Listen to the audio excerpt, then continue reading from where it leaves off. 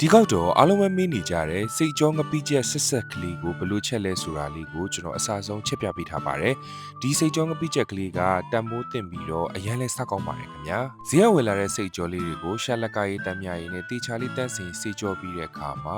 နနွင်းဂျင်းတို့နဲ့ပြုတ်ပါမယ်ခင်ဗျာပြုတ်ပြီးသွားတဲ့အခါပြုတ်ရည်တွေကိုတုံပစ်ပါမယ်ခင်ဗျာဒါမှစိတ်သားအညီနှံကကင်းသွားမှာဖြစ်ပါတယ်ကိုလိုချင်တဲ့လိုမျိုးလေးတွေအတုံးလေးတွေတုံးပါမယ်ခင်ဗျာ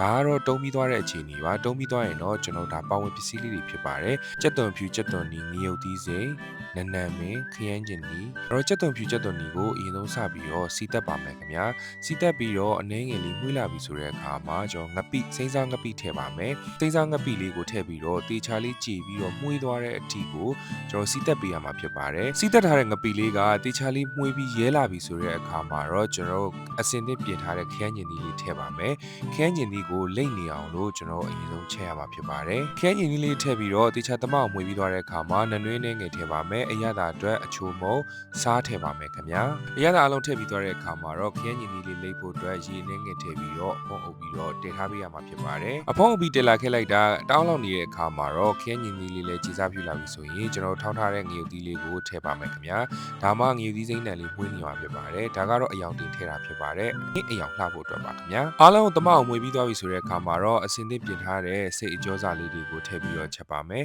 စိတ်အကျောစာလေးတွေကိုအရသာအလုံးဝင်သွားအောင်လို့စိတ်အကျောစာနဲ့အနှစ်နဲ့ကိုတေချာလေးသမအောင်မှုေးပြီးသွားတဲ့အခါမှာတော့ရေအနှဲငယ်ထည့်ပြီးတော့တစ်ခေါက်လောက်ပြန်ပြီးအုပ်ထားမှာဖြစ်ပါတယ်ဒါမှသာစိတ်အကျောလေးတွေကိုအရသာဝင်ပြီးတော့ပိုပြီးစားကောက်မှာဖြစ်ပါတယ်ခင်ဗျာရေအနှဲငယ်ထည့်ချက်ပြီးစီပြန်လာပြီဆိုတဲ့အခါမှာတော့နနံမေလေးကိုအုပ်ပြီးတော့အရန်ရသာရှိတဲ့စိတ်ကြောငပိချက်ကလေးကိုသုံးဆောင်လို့ရပြီပဲဖြစ်ပါတယ်ကျွန်တော်အရန်ကြိုက်တဲ့ဟင်းထဲမှာဒီဟင်းတစ်ခွက်ကအပါဝင်ဖြစ်ပါတယ်ကဲတော့ဆက်ဆက်ကလေးနဲ့အရန်ထမင်းမိန်စီတဲ့စိတ်အကျောငပိချက်ကလေးရပြီပဲဖြစ်ပါတယ်အဲ့တော့ဟင်းပွဲလေးကိုပြင်ဆင်ပြီးသွားရင်တော့ကျွန်တော်ထမင်းနဲ့စားပြမှာပဲဖြစ်ပါတယ်အဲ့တော့ဗီဒီယိုဆုံးတဲ့သည့်ဆက်ကြည့်ပေးကြပါဦးခင်ဗျာဒီဟင်းပွဲလေးကခင်းညင်ဒီရဲ့အချင်တက်လေးရဲ့ငရုတ်သီးစိမ်းရဲ့အဆက်ကလေးရဲ့ငပိရဲ့အငံတက်ကလေးရဲ့နဲ့အချိုချင်းငံဆက်ရတာနဲ့ပြေးသွားတဲ့ဟင်းပွဲလေးဖြစ်ပါတယ်တမာချင်းအတိုးအမြုပ်ကလည်းအစုံပေါ့နော်အမေစီစဉ်ပေးလိုက်တာ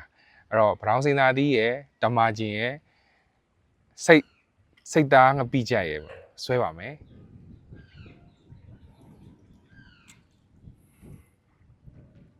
စိတ်သားငပိကြက်က share သူ့ရဲ့အနှစ်ကလေးနဲ့နေဖက်ပြီးတော့စား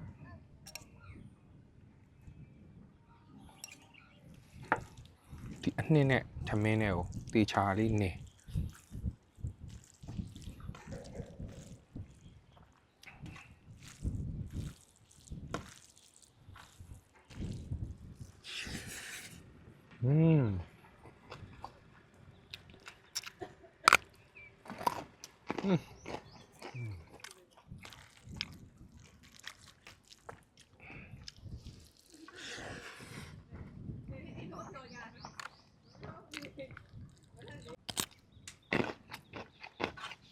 အဲ့တော့ကျွန်တော်ရဲ့ဗီဒီယိုလေးကိုဒီနားမှာပဲရန်နာခွင့်ပြုပါဗီဒီယိုဆုံးထိကြည့်ရှုပေးတဲ့သူတူတယောက်ချင်းစီတိုင်းကိုကျေးဇူးအများကြီးတင်ပါတယ်နောက်ဗီဒီယိုမှာပြန်လည်ဆုံတွေ့ပါမယ်အားလုံးပဲတတာ